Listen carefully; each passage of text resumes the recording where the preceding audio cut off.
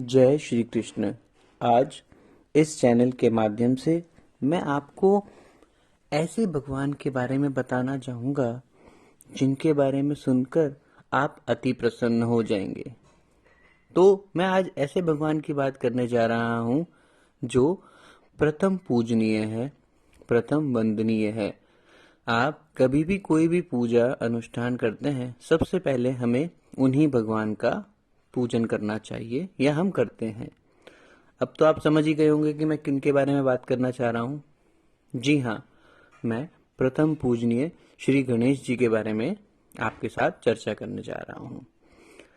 श्री गणेश प्रथम पूजनीय है, परम आदरणीय है, परम ज्ञानी है। श्री गणेश पर आप जानते हैं कि क्यों श्री गणेश प्रथम वंदनीय एवं प्रथम पूजनीय है?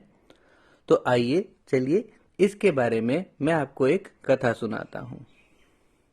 जब शिव जी और पार्वती जी एक साथ थे तो एक समय माता पार्वती स्नान के लिए अपने गुफा में गए।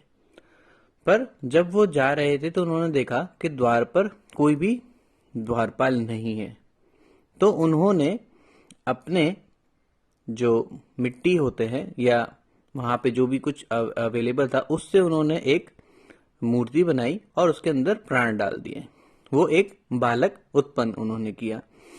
उस बालक को उन्होंने बोला कि आप मेरे पुत्र हो और ध्यान रहे मैं अंदर जा रही हूँ, कोई भी इस कक्ष में या गुफा में आने ना पाए।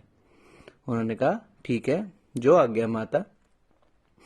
इसके बाद कुछ देर बाद शिव जी वहां पे आए। शिव जी अंदर जाने लगे तो उस बालक ने शिव जी को रोकने का प्रयत्न किया। उन्होंने कहा, हे प्रभु, आप अंदर नहीं जा सकते, मेरी माता अंदर स्नान कर रही। शिव जी अचंभित रह गए। अरे, ये पुत्र कैसे उत्पन्न हो गया, मुझे तो पता ही नहीं है। और शिव जी ने उसके बालक समझकर कहा, बालक, मुझे अंदर जाने से मत रोको, मुझे अंदर जाने दो। तो गणेश जी ने कहा कि नहीं, मेरी माता की आज्ञा है, मैं आपको नहीं जाने दे सकता, कृपया करके आप इंतजार कीजिए। अब भला शिव जी अपने ही घर में जाने से या अपने ही जगह पर जाने में कोई उनको रोक रहा है, प्रतिबंधित कर रहा है। वे बड़े क्रोधित हुए। उन्होंने कहा, बालक, तू मुझे नहीं जानता। उन्होंने कहा, प्रभु, आप जो भी हैं, आप मुझे नहीं जानते।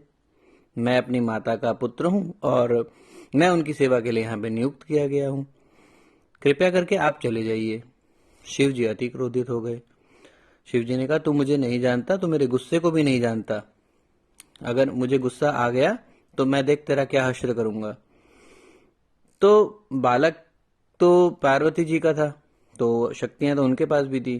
तो उस शक्ति के आवेश में आके उन्होंने भी कह दिया कि ठीक है, आप जो कोई भी हैं, मैं अपनी माता की आज्ञा की अवहेलना नहीं कर सकता, कृपया करके आप यहाँ से चले जाइए, अथवा मैं आपसे युद्ध करूंगा। तो इतने जो जो ये गुस्सा हुआ उसमें शिव जी ने अपना त्रिशूल उठाया और उस बालक का सर धड़ से काट दिया। यह घटना होने के बाद जब माता पार्वती को यह ज्ञात हुआ कि बाहर मेरे पुत्र का वध कर दिया गया है, वे अति क्रोधित हुई। और उस क्रोध में उत्पन्न होकर जब वो वहां पे आके देखती है कि मेरे पुत्र का सर जो है वो शरीर से अलग कर दिया गया है, वे इतना क्रोधित हुई कि उन्होंने पूरा जो ब्रह्मांड है उसको उनका सर्वनाश करने के लिए वे उद्यत हो गई। उन्होंने इतना क्रोध किया कि कोई भी उनके सामने आने की शक्ति नहीं रख पाता था।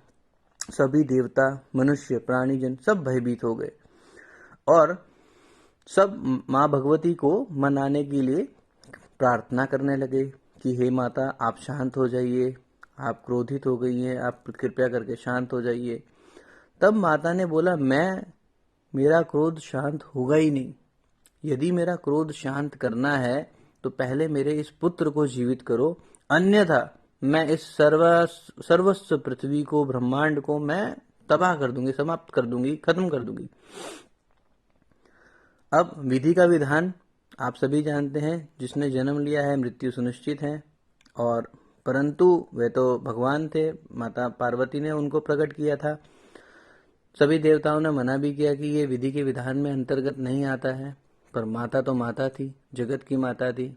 उन्होंने मानने से मना कर दिया कि मैं नहीं मानूंगी, आप मेरे पुत्र को जीवित कीजिए। ब्रह्मा विष्णु सभी देवता आ गए, जितने भी देवता हमारे हमारे स्वर्ग लोक के हैं, तो परंतु माता भगवती नहीं मानी। अंत में सभी देवताओं ने मिलकर माता को प्रसन्न करने के लिए ये मान लिया कि ठीक है, हम इस बालक को जीवित करेंगे।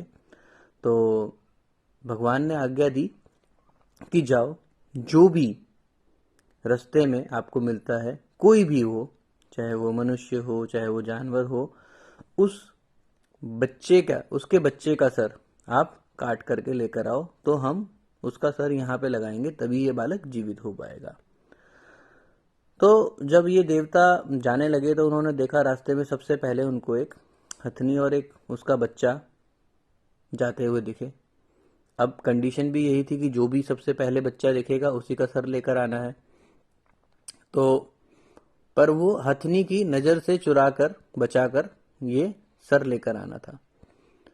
तो देवताओं ने जब हथनी का ध्यान नहीं था तो उस हाथी के बच्चे का सर काटकर वे तुरंत जहां पर उस बालक का सर काटा गया था वहां पर लेकर आ गए, और फिर उस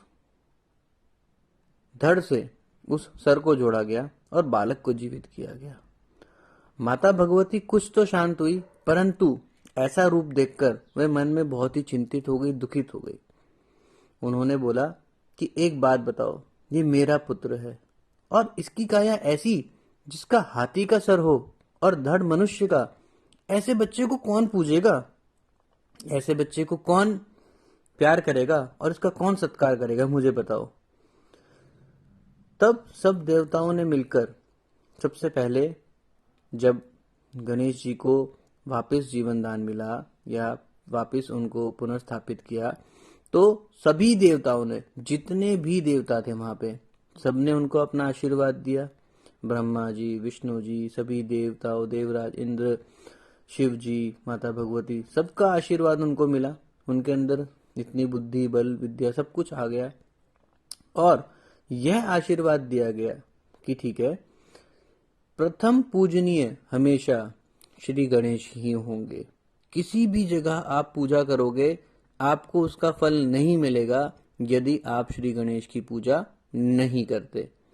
तो इस कथा के माध्यम से आप सभी को मैं ये बताना चाहता हूं कि क्यों गणेश जी प्रथम पूजनीय है, प्रथम वंदनीय है। तो ये माँ भगवती का, सभी देवताओं का आशीर्वाद है श्री गणेश जी के साथ कि जब भी कोई पूजा करेगा, किसी भी प्रकार की पूजा करेगा, हमेशा प्रथम वंदनीय, प्रथम पूजनीय गणेश जी ही होंगे। और यदि कोई इस बात पर संदेह करता है कि गणेश जी क्या इतने वाकई में बुद्धिमान है, क्या इतने उनके अंदर है कि वो प्रथम पूजनीय किए जाएं, तो उसके पीछे की कथा मैं आपको बताता हूं। एक बार गणेश जी के जो भाई हैं कार्तिक स्वामी, उन दोनों के बीच में बहस छिड़ गई कि मैं सबसे तेज हूं या तुम सबसे तेज हो। देखते हैं कि कौन सबसे पहले पृथ्वी का चक्कर लगाकर आता है, और जो भी पहले पृथ्वी का या ब्रह्मांड का चक्कर लगा के आएगा, जो जीत जाएगा वो सर्वश्रेष्ठ कहलाएगा। ठीक है, दोनों के बीच में रेस लगती है या दौड़ लगती है। तो कार्तिक स्वामी जो है उनका वाहन है मोर, और गणेश जी हैं उनका मूषक मतलब चूहा। दोनों के बीच में प्रतिस्पर्धा लगती है। अब वो इस प्रतिस्पर्धा में कार्तिक स्वामी तो तुरंत निकल जाते हैं और पृथ्वी का चक्कर निकालने के लिए काफी स्पीड से आगे बढ़ते हैं। यहाँ गणेश जी बैठे होते हैं, सोच रहे होते हैं कि मैं क्या करूं। वो अपने वाहन मूषक पे, चूहे पर बैठते हैं और माता पार्वती और शिव जी की प्रदक्षिणा लगाते हैं, चक्कर लगाते हैं। उनकी प्रदक्षिणा पूरी हो जाती है और वो आके एक जगह आराम से बैठ जाते हैं। जब कार्तिक स्वामी लौटते हैं तो काफी प्रसन्न होते हैं, खुश होते हैं कि देखो, हाँ, तुम तो यहीं के यहीं हो और मैं कहीं से घूम के आ चुका हूँ। मैंने पूरा पृथ्वी का चक्कर, पूरे ब्रह्मांड का चक्कर लगा लिया और आप यहीं पे ही हो। तो गणेश जी से पूछा गया, क्या आप अपनी हार स्वीकार करते हो? तब गणेश जी ने बड़े ही प्रेम से उत्तर दिया कि भ्राता, आप समस्त ब्रह्मांड का चक्कर लगाने गए और वापिस आ गए, परंतु मेरे लिए मेरा सारा ब्रह्मांड मेरे माता पिता हैं और उनका चक्कर मैंने एक बार नहीं 3 बार लगा लिया है। यह सुनकर कार्तिक स्वामी लज्जित हो गए और उन्होंने इस तर्क पर अपनी हार स्वीकार कर ली कि हमारे ब्रह्मांड, हमारे सर्वस्व, हमारी दुनिया हमारे माता पिता हैं। तो इसीलिए आज आप सब इस कथा के माध्यम से जान रहे हैं और ये कथा आप अपने बच्चों को भी सुनाइए ताकि उनको पता चले हमारी पौराणिक कथाओं के बारे में, हमारी दंत कथाओं के बारे में, और हमारा भगवान के प्रति और भी आस्था बने और भी विश्वास बने। तो आइए इस कथा को संपन्न करते हैं। जय श्री कृष्ण, जय श्री गणेश।